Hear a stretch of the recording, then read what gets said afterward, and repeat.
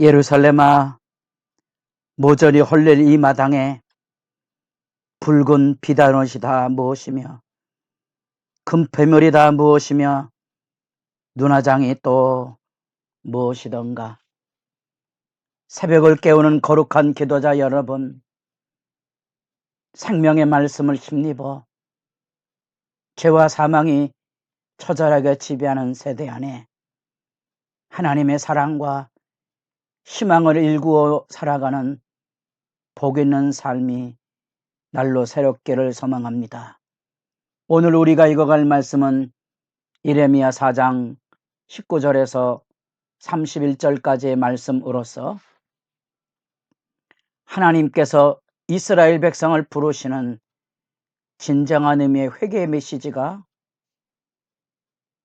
하나님의 온전한 회개와 회복을 외치는 생명의 메시지가 3장에서 나오고, 그렇게 온전한 회개와 회복의 메시지는 예레미야 전편에 그리 흔치 않은 사례입니다.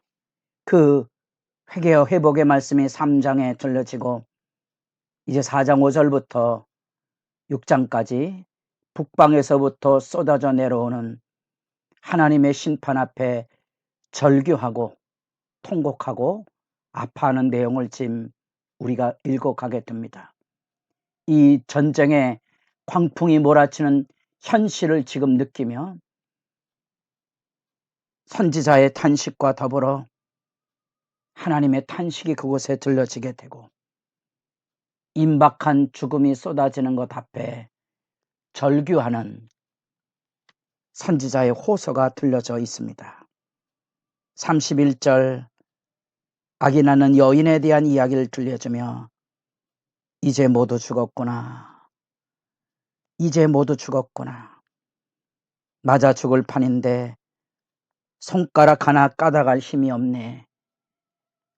현실을 지켜보는 선지자의 애통이 그곳에서 쏟아져 나옵니다. 그 탄식의 배경은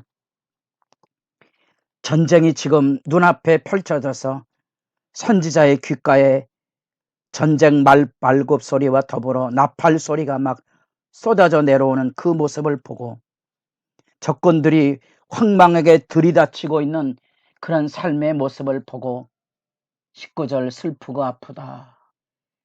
내 마음의 창자, 그래서 마음 속으로 표현했지만 창자가 뒤틀리고 쓰라리고 견딜 수 없는 그런 심령의 상함을 표현하고 마지막 31절에 해산의 고통과 같은 절규가 그곳에서 쏟아져 나오는 말씀을 보게 됩니다.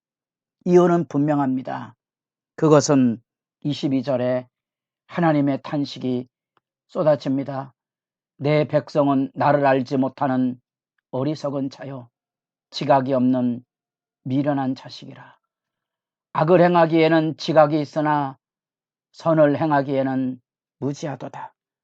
쏟아지는 이 탄식의 현실을 표현하는 어리석음과 알지 못하는 그 무지, 지혜서의 문구처럼 들려지는 이 말씀이 우리가 로마서 말씀 3장에 하나님의 의가 율법 외에 율법의 통치 아래는 현실 세계로는 불가능한 악의 놀라운 지배, 의인은 없나니 하나도 없어 멸망에 이르는 현실을 지켜보는 선지자의 비통한 심령을 우리에게 잘 그려주고 있고,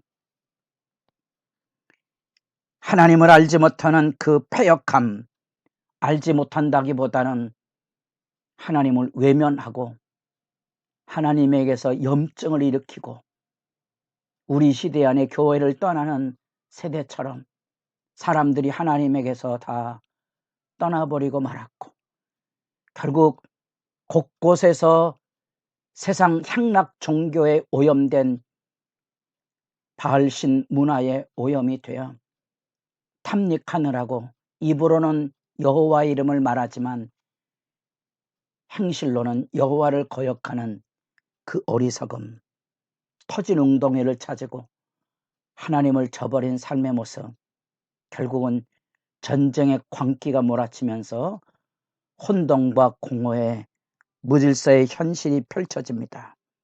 다시 말하면 땅에 이 슬픔이 쏟아지고 하늘의 어둠, 재난의 슬픔이 쏟아지는 현실 앞에 무너져 있는, 그래서 마치 천지 창조가 이루어지기 전에 이루어졌던 무질서, 이제 오직 하나님의 공의를 기다릴 수밖에 없는 것은 그 황폐함 너머에 사람은 변할지라도 하나님의 백성은 하나님을 저버렸어도 하나님은 자기 백성을 버리지 않으시니 기다리고 계시던 그 하나님의 구원의 진실함은 우리 주님 다시 오실 새 언약의 시대를 내다보며 이 황폐함, 바벨론 포로로 끌려가는 그 깊은 수렁을 넘어서 하나님의 궁유를 기다리게 하는 전망을 지금 내다보고 있습니다. 그래서 27절에 여호와께서 이와 같이 말씀하시기를 이 온 땅이 황폐할 것이나 내가 진멸하지는 아니할 것이라. 황폐함 넘어 열려지고 있는 하나님의 구원사에 대한 일말의 기대를 들려주고 있는 말씀입니다. 우리가 왜 이런 절망의 예레미야의 탄식을 성경의 시편과 방불한 내용의 긴 탄식 소리를 들어야만 됐던가? 왜 하나님이 이런 말씀을 남겨주었을까? 사실은 포로로 끌려가는 그 시대 백성을 향한 하나님의 호소요, 그들을 깨우는 구원의 말씀입니다. 이유가 있어야 자기들이 당하고 있는 시련과 아픔을 견뎌낼 수 있지 않겠습니까? 이유 없이 당한다면 얼마나 그 어둠의 기간이 몸부림으로 얼룩지겠습니까? 마치 우리가 욥기를 읽을 때 가슴 답답한 현실의 아픔을 우리가 마주치죠. 욥으로 무너지게 한 것은 까닭없다는 말입니다. 까닭없는, 당하고 있는 고통과 아픔에 대하여. 그러나 하나님의 영광의 임재 앞에 섰을 때 욥이 깨닫자 그는 자기가 당한 고통을 감수할 능력을 회복합니다. 작은 머리로 하나님의 이치를 다 알 수 있다고 생각했던 인간의 어리석음을 깨닫고 회개하는 거죠. 이 비참한 나라의 멸망을 통하여 예레미야의 탄식이 들려주고 있는 소중한 메시지는 나라가 왜 망해야 됐는지에 대한 절절한 이유와 긴 하나님의 심판과 고발과 탄식과 절규를 통하여 포로로 끌려가는 비참한 운명에 빠진 사람들에게 하나님의 희망을 기다릴 날을 갖게 합니다. 대표적으로 다니엘 9장 10 말씀을 읽었습니다. 포로기의 어둠 속에 다니엘도 70년 만에 마치리라는 예레미야의 말씀이 그로 하여금 다시 한번 통회의 기도를 쏟아놓게 하는 겁니다.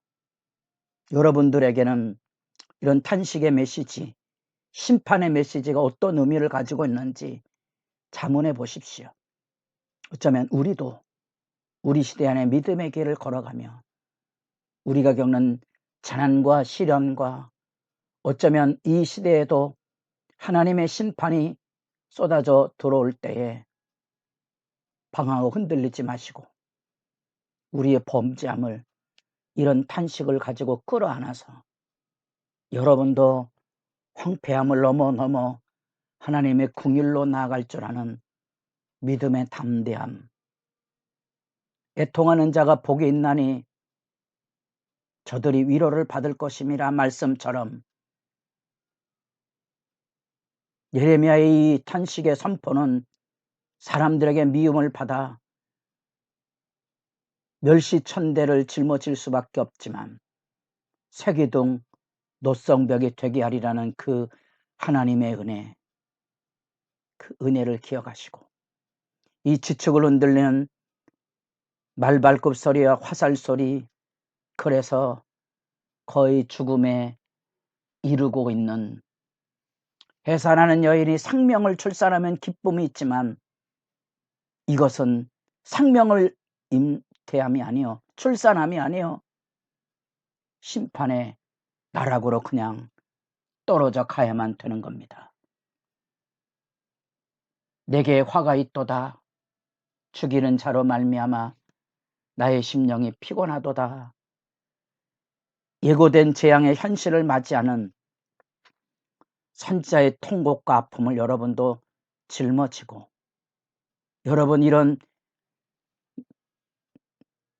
냉엄한 하나님의 말씀 고소 고발로 이어지는 이 선지자의 호소에 대하여 음행으로 더럽혀진 그 시대의 죄악상을 정결케 하려는 하나님의 뜻을 여러분들이 배운다면 여러분도 여러분들에게 주어진 삶의 자리를 때로는 눈물과 통곡으로 짊어져 가며 밤나무 상수려나무가 배임을 당하여도 그 그릇 덕에는 남아있는 것 같이 하나님의 복된 은혜를 만날 때까지 여러분의 기도의 눈물이 생명의 이슬처럼 복 있는 역사로 열매 맺을 수 있기를 바랍니다.